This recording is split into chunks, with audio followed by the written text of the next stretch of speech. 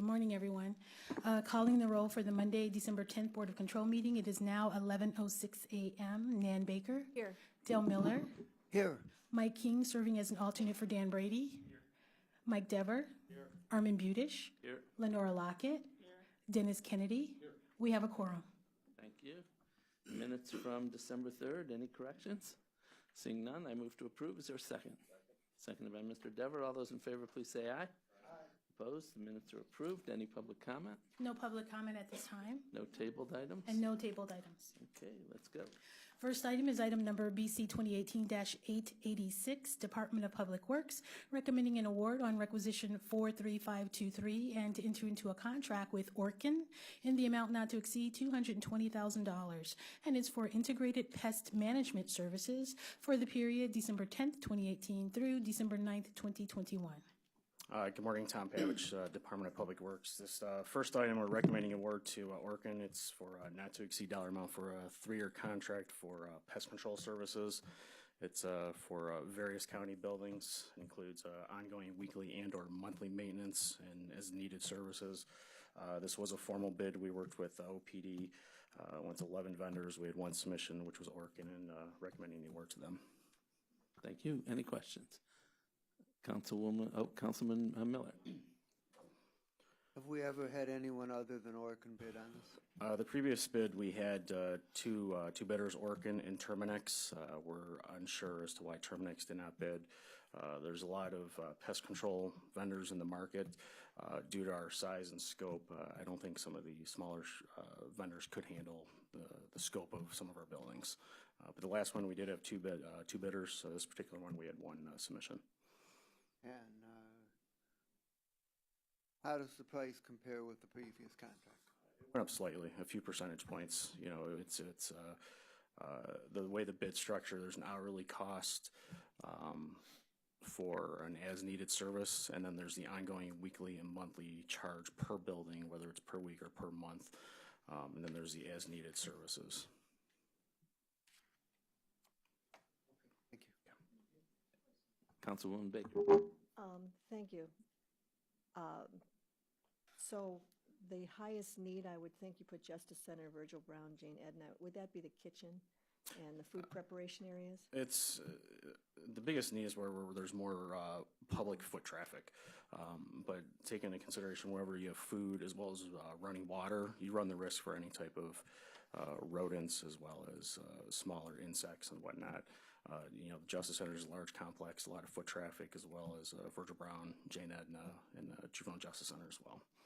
So, you know, per year it's about $73,000. What That's do correct. they do outside of making sure that there aren't any pests in the building and insects? What type of monitoring do they do? So this particular contract, Orkin, they have different types of bait stations and monitors. They have them in the kitchens, behind vending machines, wherever there's any type of food or high traffic. Cameras. You know, cameras, there's bait stations, not necessarily cameras, but there's different bait stations. You know, when they come in and do the weekly and or monthly walkthroughs, they do walkthroughs those volume areas. They look for whether it's feces or any type of other droppings that are of some sort, just to see what other types of possible instances that could occur.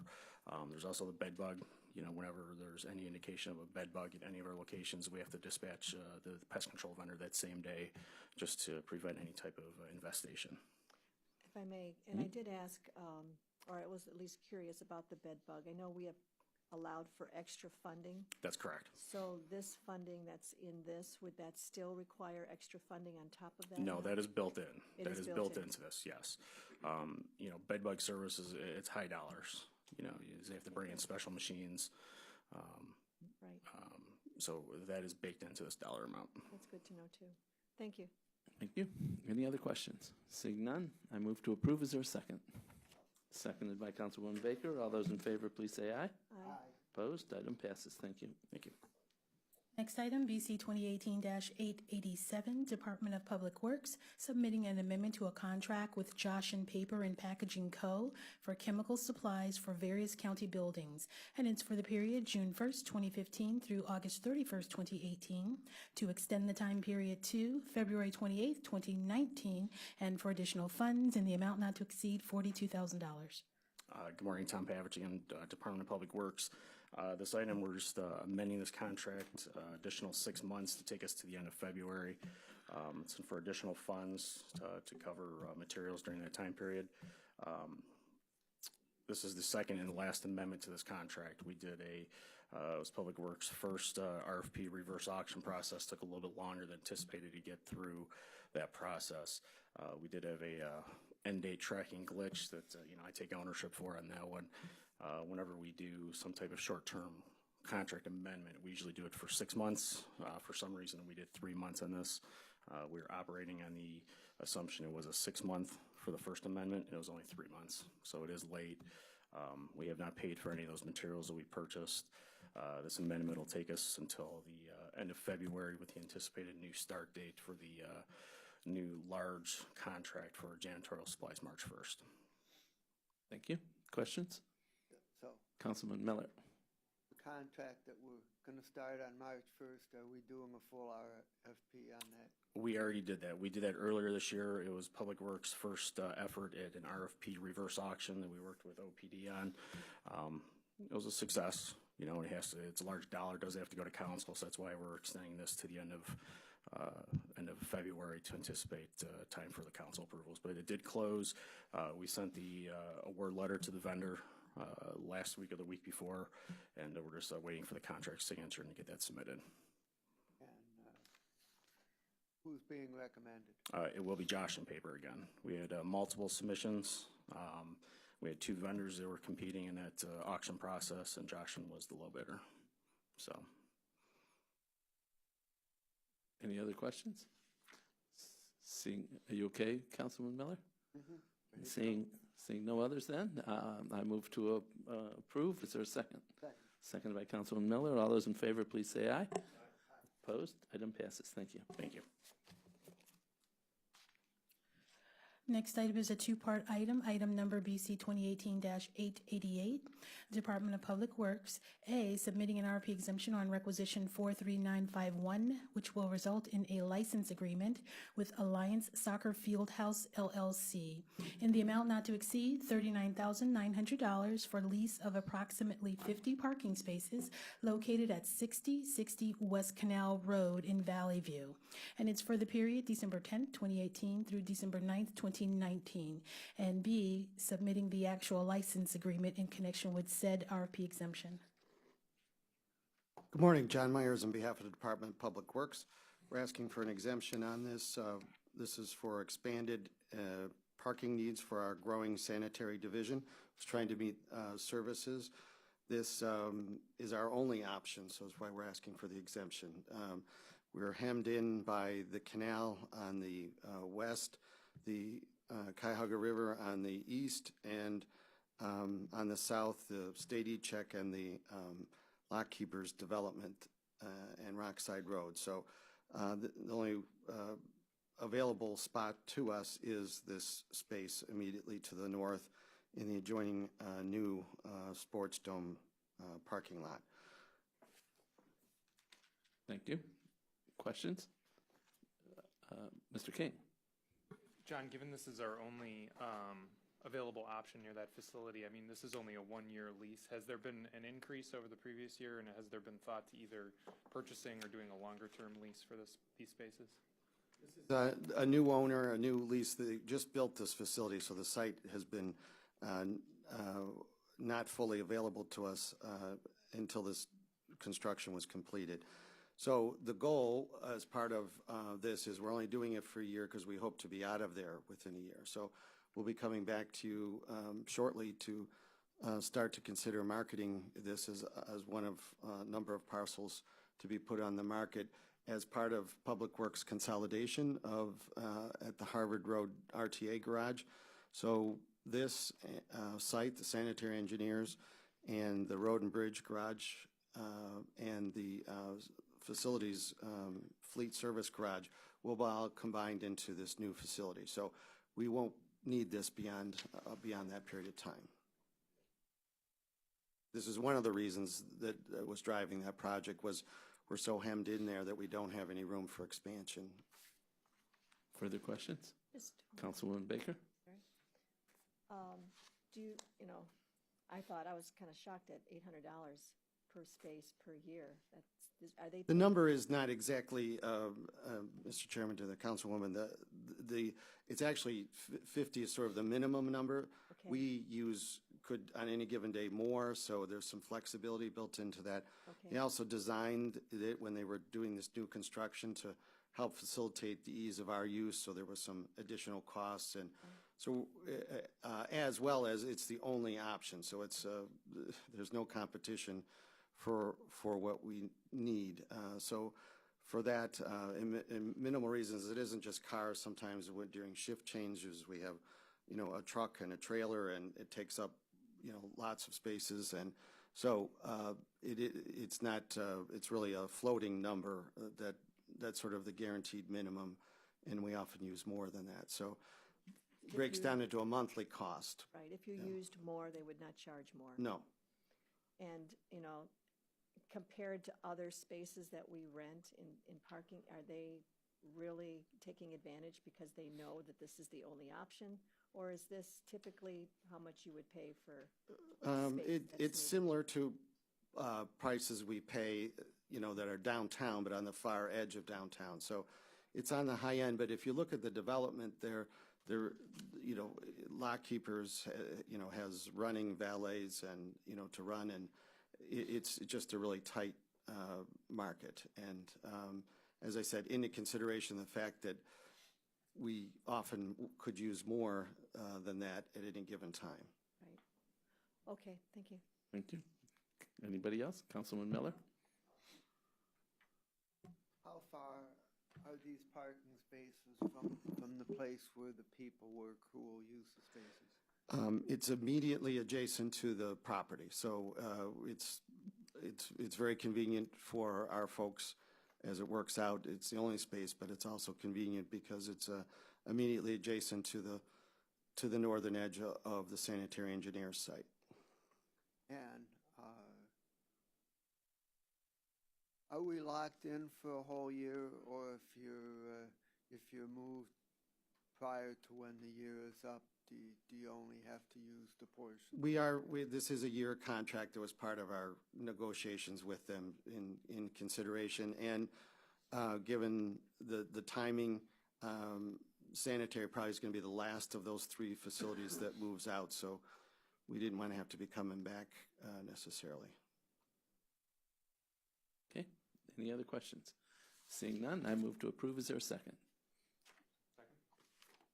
Seconded by Mr. King. All those in favor, please say aye. Aye. Opposed? Item passes. Thank you. Next item, BC 2018-889, Department of Information Technology, submitting an amendment to a contract with the Sidwell Company for geographical information system maintenance for the filing area services. And it's for the period December 1st, 2017 through December 31st, 2018, to extend the time period to December 31st, 2023, and for additional funds in the amount not to exceed $450,000. Good morning, Dennis Sullivan, Department of IT.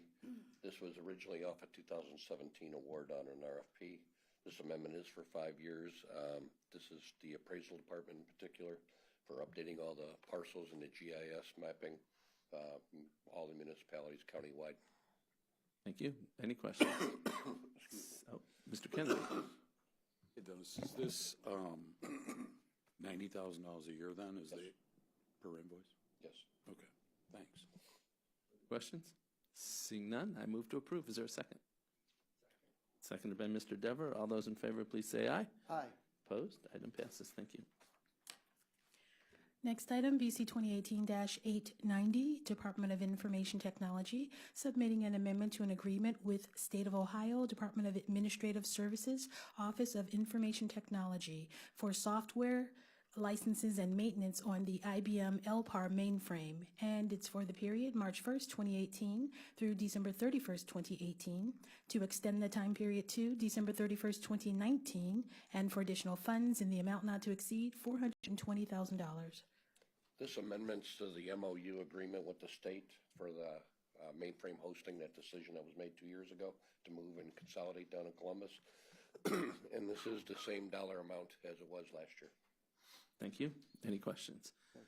Seeing none, Councilman Miller. My question is, why we're only doing this a year at a time? Because the state, I believe, I don't want to speak out of turn, I believe the state dictated one-year term. Yes, Janelle Green, Department of IT. When working with the Department of Administrative Services, it's a year-to-year license agreement. And then with this also, when the advent of the ERP, it should be done as of the end of 19. So when the ERP is done, we don't need this anymore? Correct. It currently houses our fiscal systems. Okay, fine. Thank you. Thank you. Any other questions? Seeing none, I move to approve. Is there a second? Seconded by Mr. Dever. All those in favor, please say aye. Aye. Opposed? Item passes. Thank you. Next item, BC 2018-891, Department of Information Technology, recommending an award on requisition 43115 and enter into a contract with Infogenie, Inc. in the amount not to exceed $60,000 for sourcing of contract Sitefinity, net developers, web UX specialists, and content writers. And it's for the period December 10th, 2018 through December 9th, 2019. This award for this contract is based off an RFP, and this is primarily for the skill sets that we just read for staff augmentation for the year. Thank you. Questions? Councilwoman Baker. So this is for 1 year. Does that mean the positions end after 1 year? I'm sorry? This is for 1 year, did you say? 12/10 to 12/9/19? Correct. So do these positions go away after 1 year? Yes, yes, this is, Infogenie is a consulting firm, additional staff, so Well, will that additional staff, though, be needed after 1 year? that I don't know. This is directed by the web division. I don't know if it's an ongoing need or, I'm just Janelle wondering, are Green, we Department not of IT. able to fill these positions, so we're going consulting, or is this a one-time need? There's for upgrades to our websites. So we have a need right now to ensure that our websites are ADA compliant for those who may be deaf or blind. So we have these contractors are to work on those projects. So it's anticipated that these workers will make those corrections, and then we'll be able to carry it forward. So this would be a short-term solution to what we need. I guess under the description, it says that you are actively looking for IT, and that it looked like you were going with a consultant because we couldn't find the people to do it. Well, we don't have the funding currently in 19 to carry new FTE. But when you look at all of the skill sets that are required, the Sitefinity, the .NET, the content writers, those are all, but not necessarily being one person. That's a separate FTE, which would be far more expensive than this contract for us to carry in our budget. Okay, so if I'm understanding you right, this is a 1 year, we need to do what we need to do to update, and then those people will not be needed in 2020. Correct. We'll be able to carry it forward with our current staff. All right, thank you. Any other questions? Mr. Kennedy. Yeah, this is to actually hire the people, or is this a consulting firm to go find the people? this is the consulting firm supplies the personnel. So But it's they're not similar gonna- to like Mainsail and. Correct. So the contract's $60,000? Correct. I mean, how long is $60,000 gonna get you an IT person? That I don't know, because it's different skill sets, four different hourly rates, I believe. So I don't know what the burn rate would be, Dennis. Just seems like you're gonna burn through that pretty quick.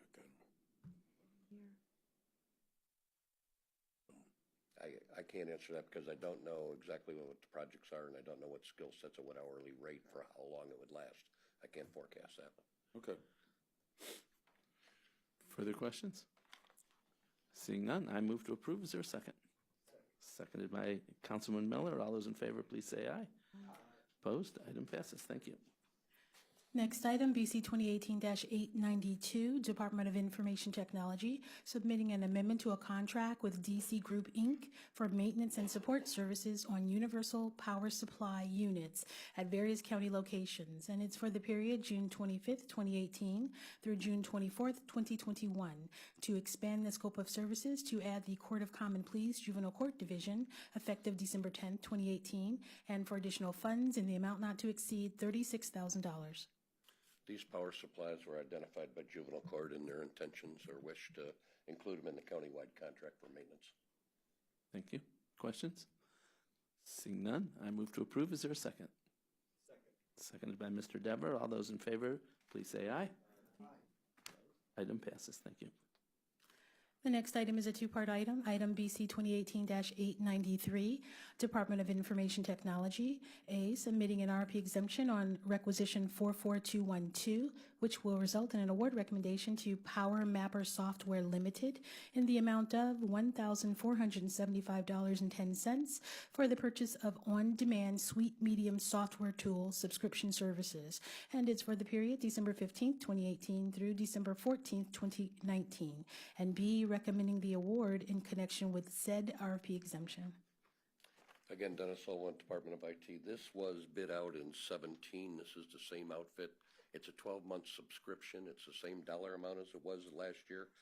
Janelle had alluded to as this is the software piece that will be working with the upgrade and update, I should say, the federal regs and specifically ADA. Questions? Seeing none, I move to approve. Is there a second? Councilman Miller, all those in favor, please say aye. Opposed? Item passes. Thank you. Thank you.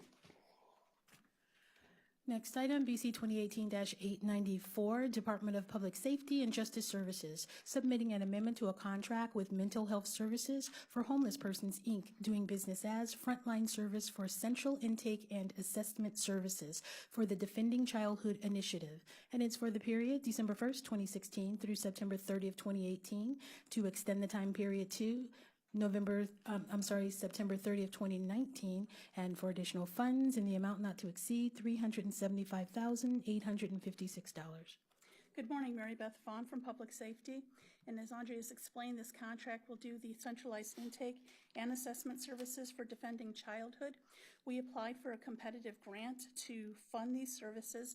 We received the notification that we received that grant on October 12th, which is the reason why for the delay. Some services have been delivered, but nothing has been paid for. When we wrote the grant application, it was written specifically with Frontline as the designated vendor, so we could continue services. The previous grant that we were using to pay for those services had expired. So when we received the notice, Frontline then continued to have continuity of service in the community. Thank you. Any questions? Seeing none, I move to approve. Is there a second? Seconded by Councilman Miller. All those in favor, please say aye. Opposed? Item passes. Thank you. Thank you. Item BC 2018-895, Department of Human Resources, recommending an award on requisition 43717 to Fitbit Inc. in the amount of $156,650 for the purchase of 1,300 Fitbit Chart 3s in connection with the County Wellness Program. Good morning, Holly Woods on behalf of the Department of Human Resources. So this item is for Fitbits for employees who completed the requirements for the 2018 wellness program year. The procurement was done through a formal bid process. There were 4 vendors who responded, and Fitbit Inc. was selected. This item is urgent as passage item today, so we can use the 2018 budgeted funds for this. And there were 1,300 employees who completed the program requirements in order to receive this Fitbit. Thank you. Any questions? Councilman Miller. Who were the other 3 bidders that bid on this? One was Zen Group LLC, Amerisochi, and Prime Time Sporting Goods. And were they also selling Fitbits, or were they other kind of similar devices? There was one company that was recommending an alternative item. Our request was for either Fitbit charges or an equivalent type of tracker. So there was one that was different. Okay.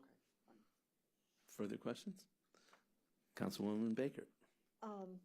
So this about, I think I figured $120 each for this, for 1,300 people, and it's out of the self-insurance wellness fund? Correct, yes, $120 each for the charge 3, yep. And the cash incentive that was mentioned, how much more is that in addition to this? So the cash incentive was 300 for this period, so total incentive, if you include the cost, would have been 420. 420 on top of the 156,000? I'm sorry, yes. That would be the individual incentive plus the cost of the charge per individual. So it's $580 per person. No. 420. Oh, 300 plus the 120, got it. Further questions? Mr. Kennedy? Is this, Holly, is this a not-to-exceed contract? This is, I mean, the only reason I say it's because it's exactly 1,300. So is it, we're going to buy what we need up to 1,300, or we're just buying 1,300? total value. We're just buying that, so it's a total value. It's not correct. It's not purchase order. So if you don't need 1,300, you're not going to buy? We know that's how many people completed the program for that program year. We're not- Exactly 1,300? Yes. Okay. Makes it easy for do math. Further questions? Seeing none, I move to approve. Is there a second? Seconded by Mr. Dever. All those in favor, please say aye. Opposed? Item passes. Thank you. Next item, VC 2018-896, Department of Public Safety and Justice Services, recommending an award on requisition 43856 and to enter into a sole source contract with Across the Street Productions, Inc. in the amount not to exceed $54,000 for the provision of Blue Card 50 online fire command training and certified Train the Trainer course services. And it's for the period December 10th, 2018 through June 30th, 2019. Good morning, Mary Beth Vaughn from Public Safety, and with me also is Chief Patrick Sweeney from the Shaker Heights Police Fire Department. He is also the chair of the Cuyahoga County Fire Chiefs Association. And this course is an initiative with the Fire Chiefs Association to develop the skills of fire officers relative to incident command management, which continues to be a great need across the county. Thank you. So, You want to add anything? Sure. Thank you very much, Executive Budish and the board for considering this request. We've had great support from the Department of Public Safety, working with Mary Beth and Brandy that just walked in. You've helped us out with quite a few initiatives, one being consolidation of dispatch centers. That's really helped us out to collaborate with our partnering agencies. And additionally, with the AFG grant requests, the Assistance to Firefighters grants, that's allowed a lot of departments in Cuyahoga County to apply for grant money that otherwise wouldn't have been able to do that. So we greatly appreciate that. I just wanted to take that opportunity real quick. A continuing need for a lot of the departments in Cuyahoga County to make us work together is incident management skills and standardized incident management skills. So a lot of times we have a heavy reliance on working together with our neighboring departments with large-scale emergencies. We've seen that this past year down in East Cleveland.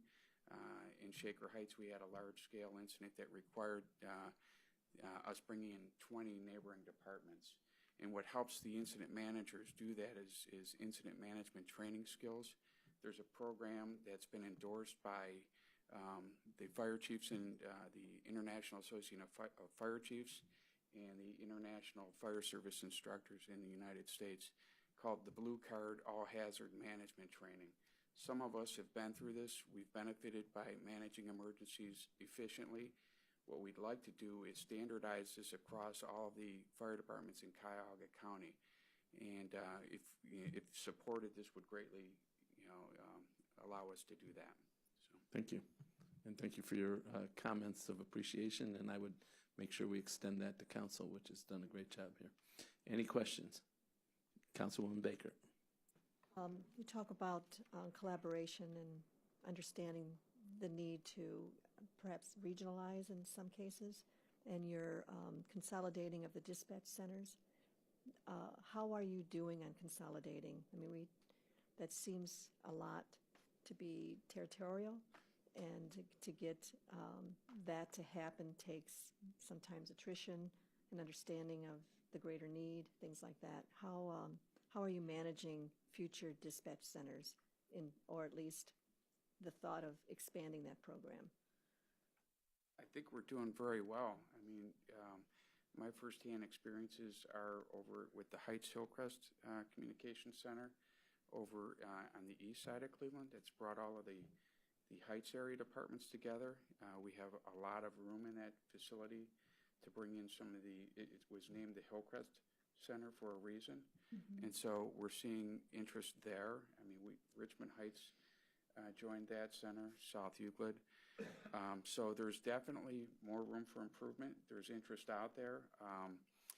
So what it's doing is these regional centers are kind of wiping out the boundaries and really pushing departments into working together more. And so I think, before this, there was all kinds of different agencies. And so these are the spin-off benefits that are coming together as these automatic aid agreements that you're seeing happen, by working in these centers. So I think it's going to take time, but that dispatch, the regionalization of the dispatch centers was the big hurdle. Right. I know in Westlake, we have done it at the St. John Medical Center. Correct. And we've had that for years, since my council days. Probably one of the first. The collaboration of now facilities, ladder trucks and things that maybe some of these smaller communities don't have to have their own.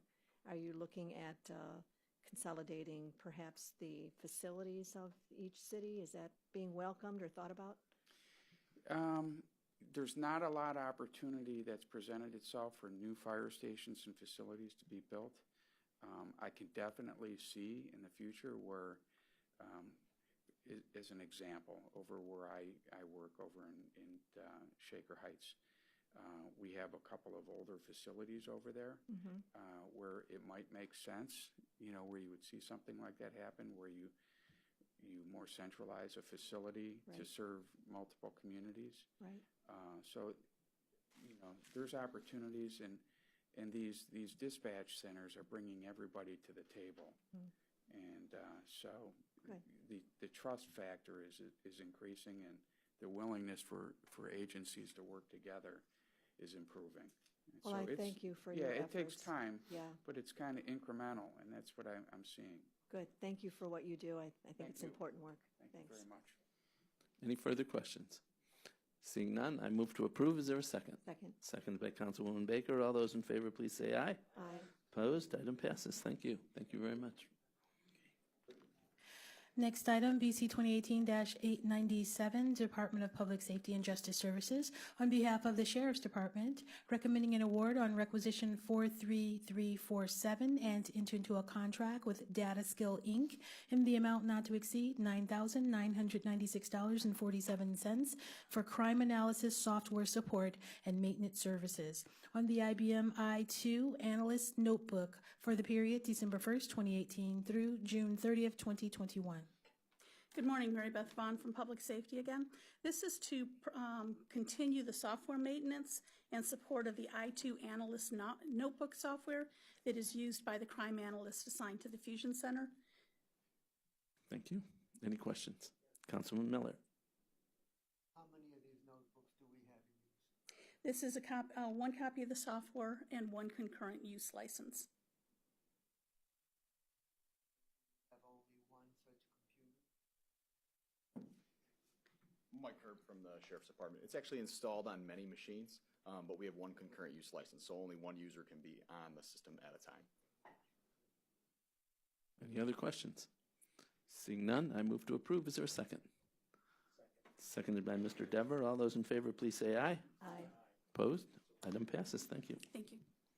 Next item, BC 2018-898, Court of Common Pleas Corrections Planning Board, recommending an award on requisition 44083 and enter into an agreement with Alcohol, Drug Addiction, and Mental Health Services Board of Cuyahoga County in the amount not to exceed $150,000 for sober housing services for the Sober Recovery Housing Program. And it's for the period October 1st, 2018 through June 30th, 2019. Good morning, Linda Lagoonzad, Assistant Administrator for the Corrections Planning Board. The contract will require the Adams Board to provide sober housing or continued sober living arrangements for clients completing their required opioid abuse treatment programs as recommended by the Comm and Pleas Court. These individuals are unable to pay for their sober living arrangements that allow them to fight their addictions long-term. The Adams Board will in turn contract with local treatment providers who can offer sober living arrangements to our clients. The likely providers will be Stella Maris and the Cleveland Treatment Center. Probation officers will inform our Corrections Planning Board staff of clients who need sober living support, and the residential treatment can last up to 90 days. Thank you. Questions? Councilwoman Baker. So we know that this is over 5 months late. Am I correct in looking at your dates? Or am I not? The process moved forward and. October, okay. Yes. October. The contract is dated October 1st.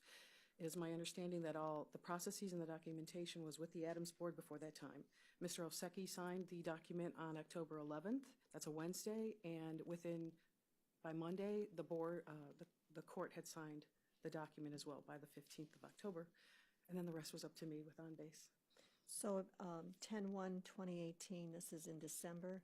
Yes. Anything happened between 10/1 and today before this was approved? Well, they signed the document mid-October, and then it came to me to move it forward on-base, and I'm still new with the court. And I could say confidently I have a lot more confidence with on-base, and Steve Witt from the procurement office has been very patient with me. I think she's asking, has there been any money spent or I'm services sorry, I provided? apologize. Right, and No, how's this? I thought you meant the delay. No monies have been spent at this time. And the services have not been provided? Okay. Further questions? Councilman Miller. Why are we only doing an 8-month contract? I'm uncertain of that, but I mean, there is I don't know. I don't have the answer for you on that, other than the fact that we had the prior commitment with the Smart Ohio funds, and it expired in March of 2018. And, we were moving internally to find the monies from the TCAP program to support it. There was, this takes time to go through the approvals and such like that. So that may have a reason, that may be the reason for not the full 12-month contract. Further questions? Seeing none, I move to approve. Is there a second? Seconded by Councilman Miller. All those in favor, please say aye. Opposed? Item passes. Thank you. Thank you. Next item, BC 2018-899, Court of Common Pleas, Juvenile Court Division, recommending an award on requisition 44018 and enter into an agreement with the Department of Health and Human Services, Division of Children and Family Services, in the amount not to exceed $125,000 for the Cuyahoga County Family Centered Support Services Project for juvenile court youth for the period January 1st, 2019 through December 31st, 2019. Good morning, Sarah Baker with Juvenile Court. This is our annual agreement with Department of Children and Family Services for what used to be called the Tapestry Program and is now called the Family Centered Support Services Project. DCFS contracts with a number of providers to do this service, and then we in turn contract with them to have access to those providers. And they're providing various family preservation, case management, or high-fidelity wraparound services. So this just allows juvenile court access to those programs as well. Thank you. Any questions? Councilman Miller. Why is this so longer referred to as? I'm unsure. I think when DCFS did their RFP, they changed the title of the program because I think the services are pretty much the same or very similar. So I don't think the services have changed. I think it was just more of a name change of the project, and I'm unsure as to why they changed it. Okay, further questions? Seeing none, I move to approve. Is there a second? Seconded by Councilman Miller. All those in favor, please say aye. Aye. Opposed? Item passes. Thank you. Item BC 2018-900, Court of Common Pleas, Juvenile Court Division, recommending an award on requisition 42707 and enter into a contract with M2 Comm's SIS in the amount not to exceed $40,000 for clinician, dictation, equipment, and transcription services, and it's for the period January 1st, 2019 through December 31st, 2020. Sarah Baker, Juvenile Court again. This is a contract for our clinician dictation, equipment, and transcription. We did do an RFP for this project, and 3 vendors submitted proposals. M2 ComSys is our current vendor, and the cost was actually, they were also the lowest cost as well when they issued their, or when they turned in their proposal. The clinicians use this to dictate the reports, as well as we are then able to pull the hard copies out of their system. Thank you. Any questions? Seeing none, I move to approve. Is there a second? Seconded by Councilwoman Miller. All those in favor, please say aye. Aye. Opposed? Item passes. Thank you. The next item is a two-part item, item BC 2018-901, Court of Common Pleas, Juvenile Court Division. A, submitting an RFP exemption on requisition 43745, which will result in an award recommendation to M&J Technologies Direct, Inc. in the amount of $9,800 for the purchase of 100 HP Pro Display 21.5 LED LCD replacement monitors for staff. And B, recommending the award in connection with said RFP exemption. Sarah Baker with Juvenile Court. This item is just for replacement monitors for staff. We've already purchased the replacement desktops and things like that, so this is just the monitors to go with those. The equipment that we had been using was there when we moved into the building, so it's from 2011, maybe 2010, so this is replacing that equipment. Thank you. Questions? Just one. Councilwoman Baker. Wouldn't the desktop and the monitor all be purchased at the same time? You would think, but they were not. We had to do them separately. We actually had bid out this item, and it came back, and it was for, we bid it out for, I think, Acer monitors, which is a different brand name. But when we put it through and IT looked at it, they determined that the Acer monitors weren't actually compatible with things that we were already using. So we went with the state term contract and went with the M&J to get the HP monitors. But I think you can get various companies do the monitors, various companies do the desktops and things like that. I'm sorry, just to interject, this is Janelle from the Department of IT. This wasn't our tax standard, which is the monitors that you see here. The Acers were not. So that's what kind of caused the delay, because they had to go through and do state term, only because of the timing of this item going through on base. Any other questions? Seeing none, I move to approve. Is there a second? Seconded by Councilman Miller. All those in favor, please say aye. Opposed? Item passes. Thank you. Next item, BC 2018-902, Court of Common Pleas, Juvenile Court Division, submitting an amendment to an agreement with Alcohol, Drug Addiction, and Mental Health Services Board of Cuyahoga County for a screening tool and assessment services for the Coordinated Approach to Low-Risk Misdemeanors Comm project for Domestic Violence Prevention Program. And it's for the period January 1st, 2017 through September 30th, 2018, to extend the time period to June 30th, 2019, and for additional funds in the amount not to exceed $7,220.45. Sarah Baker with Juvenile Court. This is an amendment to our contract with the Adams Board, who we utilize in our Title II grant for the Comm program. The amendment was sent to the Adams Board back on June 6th, and they didn't respond, they didn't sign it, they didn't return it. We then sent them another copy of it in August, on August 2nd, and we still hadn't heard back. No one signed it, no one responded. So here we are. They finally did sign it and send it back, which is the reason for the delay in this amendment.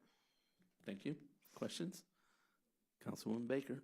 So what can be done so that they respond and this is done on a timely basis? Doesn't seem right to purposely not. What are their reasons for not reacting on time? They didn't really provide any reasons. They just said, okay, here we signed it, here it is. We didn't pay any of their invoices that they were sending in. Those were held. I would think it would be, and then now they're very anxious to get their payments. So I'm not sure what can we do other than, we email them, we call them and say, this still hasn't been done. Oh, we'll check into it. And here we are. This offer, it always is about money.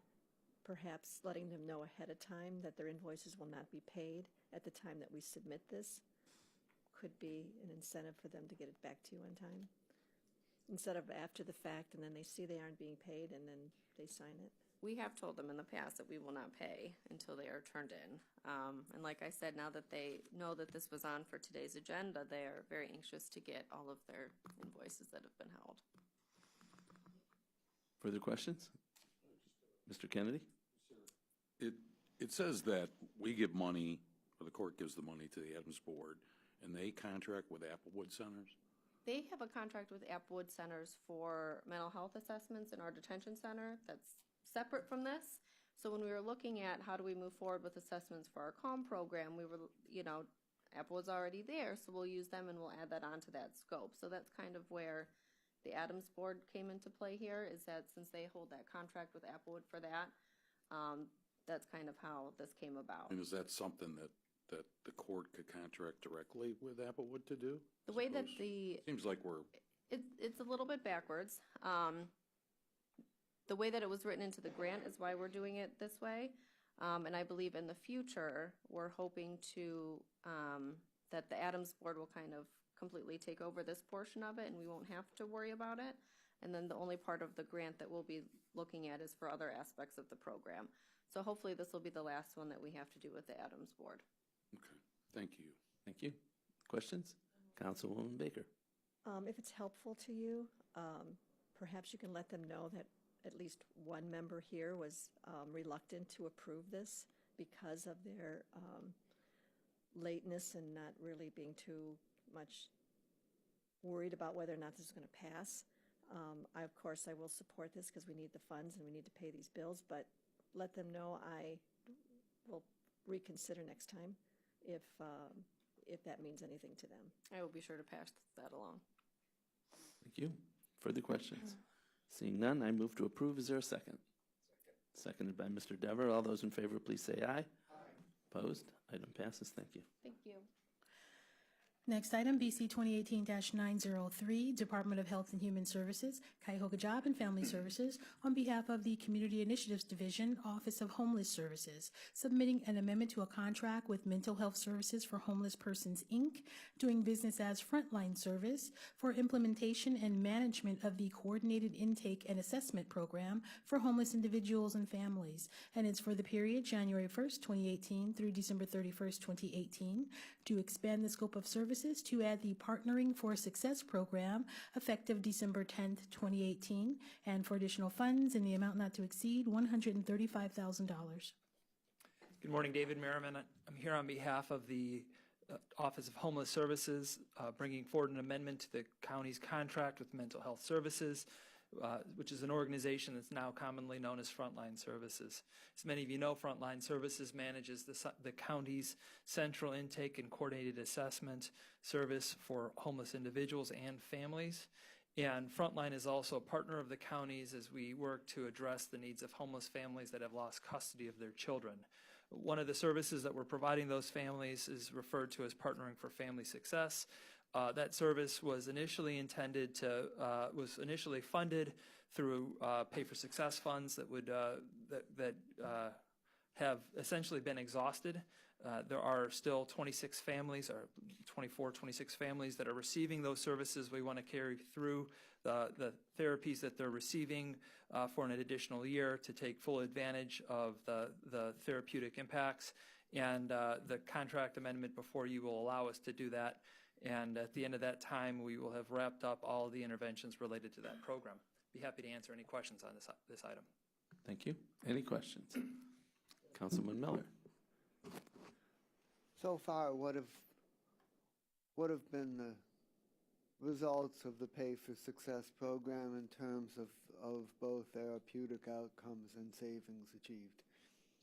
To the councilman, as a co-sponsor of the program and the legislation, I'd share with you, number one, the contract and the evaluation is still in progress. So we are doing a randomized controlled trial that trial is still underway, so I can't present any public findings on the project yet until the RCT has been completed. So I can speak preliminarily and say that we have seen that a greater number of families in the treatment group have gone home to their birth parents.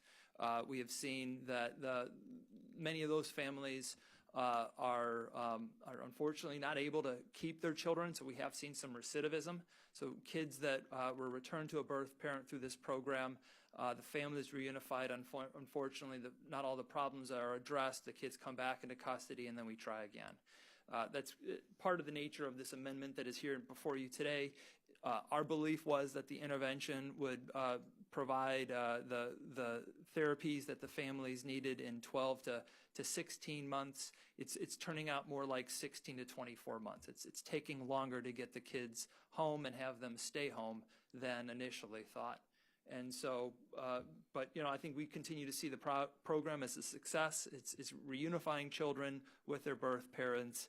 The evaluation will determine whether or not we're making success payments at the end, and in essentially the 6th year of the intervention, when we can look at all of the data from the 5 years of services and determine whether or not we've reduced the length of stay. Suppose when the results are in that you find that the program was highly effective. Mhm.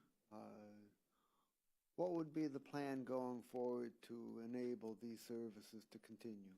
That's a great question. I think that's it depends on how it's being characterized as successful. I think we brought this project forward suggesting that success would be determined by our ability to save money. I think what we've learned is most of the industry has moved away from that as a core metric. It's not about cashable savings. It's more about improved outcomes. We think that there will be an outcome here. Again, this is a preliminary finding, maybe not even a finding, it's a preliminary response. We believe that the program is going to be successful in reunifying children with birth parents. That's a good outcome. If we want our kids to go back to their parents and their parents to be able to maintain their custody, that is something we should be striving for. I think some of the other things that we're looking at is have we helped the families maintain permanent housing? Have we helped the families address other experiences related to family violence? I share those to simply say, depending on what we find from the project, that may be critical to our sustainability of the program. If the program succeeds in one grant area and we have funds to address that area, that's what we should be looking to use for sustainability. If it's successful in another area, we shouldn't. If it's not successful, then we should not be putting this program looking to achieve an outcome that it can't demonstrate its ability to provide. Okay, well, you had the advantage that the program included a strong evaluation component, so you're gonna be able to know what you can do with it and what you can't. I agree. Okay, thank you. Thank you. Mr. King. David, you mentioned that the metrics that we're using to measure success have changed, but my recollection was at the start of the program that we were using cash savings as part of those metrics initially. I mean, I know the evaluation's not complete, but if there's a finding that we haven't realized those savings, is the county still on the hook to pay those success payments, or is there a possibility that some or all of that initial investment won't be recouped?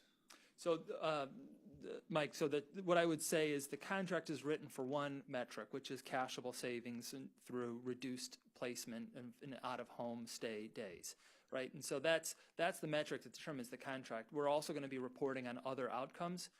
They're not cashable. We're not making payments on them, but we still would qualify whether or not this program is successful or not on those outcomes, as well as the one that determines payment. So, nothing has changed at this point. If anything changes, we would absolutely be bringing that back to the county for action. But at this time, we're still only talking about making payments based on our ability to reduce the length of stay for out-of-home placement. Okay, thank you. Thank you. Any other questions? Seeing none, I move to approve. Is there a second? Second. Seconded by Councilman Miller. All those in favor, please say aye. Aye. Opposed? Item passes. Thank you. Thank you.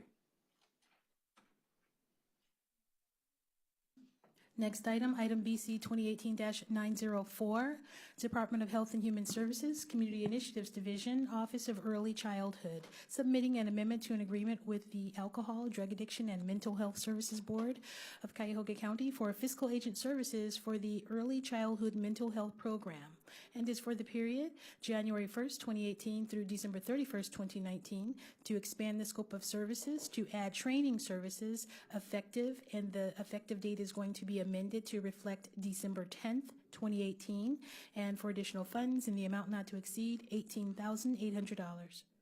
Good morning, Marcos Cortez with the Office of Early Childhood, Invest in Children. Again, this is a contract amendment with the Adams Board. This is to add a training for our early childhood mental health program for our therapists so they can better serve our families and children. The training is the DC 0 to 5 Diagnostic Classification of Mental Health and Developmental Disorders. Again, this will allow to provide better services for our families, to develop better treatment plans, and to bill Medicaid when appropriate.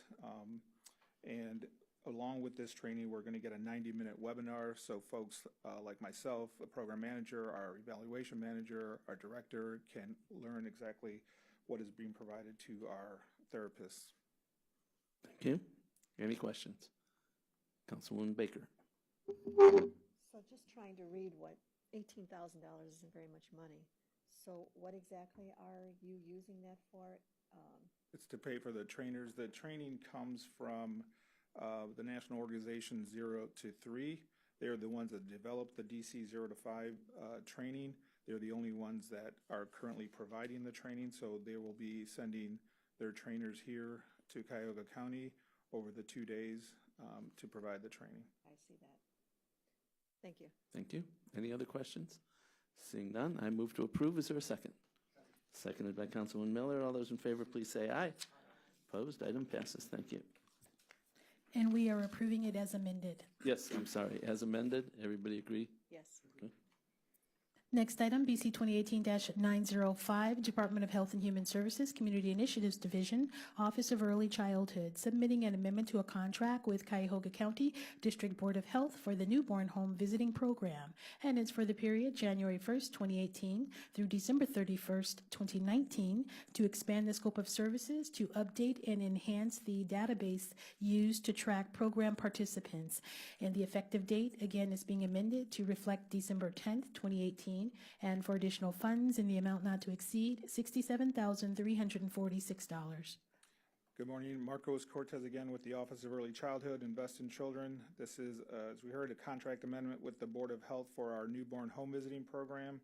The program provides a home visit by a registered nurse to low-income teenage moms who have given birth at either Metro or university hospitals within the first few days of coming home. So the nurses do a health assessment on the mom and the baby and does a safety check of the environment. So this is to enhance or to provide enhancements to the database that we use to track our participants. We worked with the Board of Health a few years ago to develop this database. After a few years of using it, we noticed some deficiencies, so we wanted to update and enhance the system that we have. Thank you. Any questions? Councilman Miller. Give me an example to the nature of the deficiencies that are being corrected. We actually have, 1 second, 19 different things that we want to update. Allow for electronic signatures for consent, both in the hospital and at the homes. Ability to attach PDFs to client records. I mean, there's a whole list of different things that we want to work on. Okay. Any other questions? Seeing none, I move to approve. Is there a second? Oh, I'm sorry, Mr. Kennedy. Just, what about babies that are born at Cleveland Clinic? Is there a separate contract for that? No, we work within the major birthing hospitals, so Fairview and, I'm sorry, UH and Metro are the main hospitals that we work in. If we get a referral from those hospitals, we will see those moms, but our child find specialists really just go to those main 2 birthing hospitals. My wife works in OB at Cleveland Clinic, so thought I'd ask. If I may also. Yes, Fairview, Councilwoman Baker. Fairview Hospital, which is Cleveland Clinic, is a high-risk birthing hospital, but that does not, would that be included? Yeah, I have Fairview on here. I'm not 100% sure if they actually do go to Fairview. I can check on that, but I know for sure that we're in the UH and Metro, but I will find out to verify. Further questions? Seeing none, I move to approve. Is there a second? Seconded by Mr. Dever. All those in favor, please say aye. Opposed? Item passes. Thank you. And we're passing it as amended. What was the amendment? I'm sorry. The effective date from Oh, 12 yes, months. thank you. As amended, everybody agree? Yes. Okay. We're on to the consent agenda items, 906 through 908. Does anybody have any questions?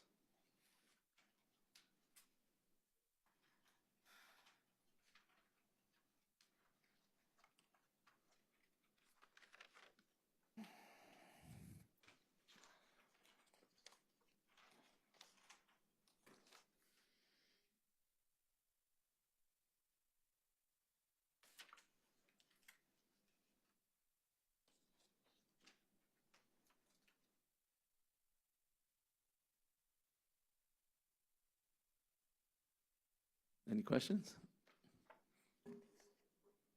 Seeing none, I will let somebody else move to approve since I have a trip item on here, so I'll let somebody else.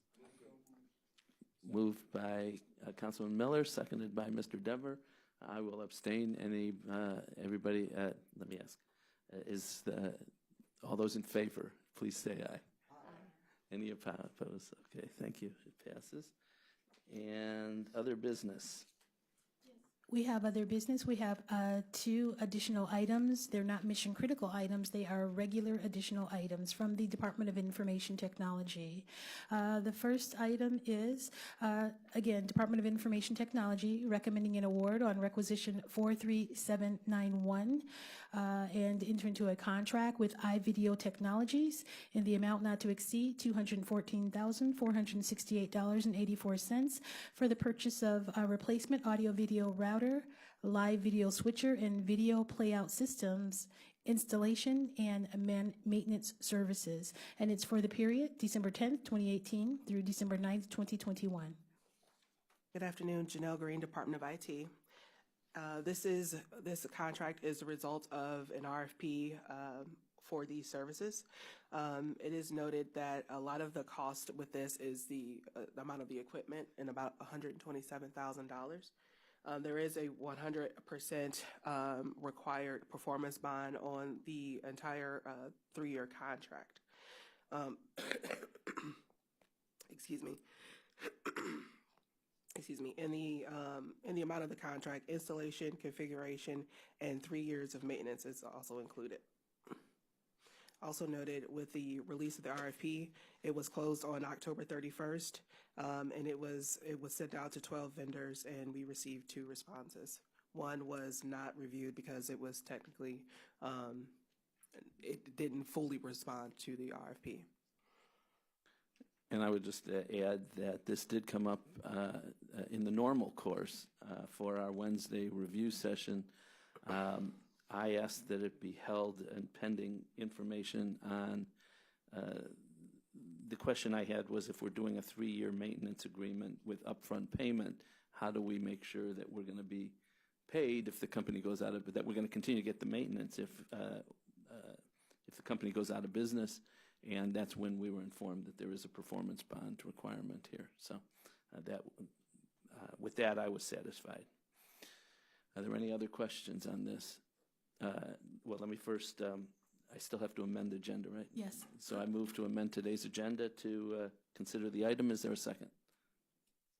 Seconded by Councilman Miller. All those in favor, please say aye. Opposed? The agenda is amended now. Any questions on the item? Councilman Miller. So is this listed as item 2018-909?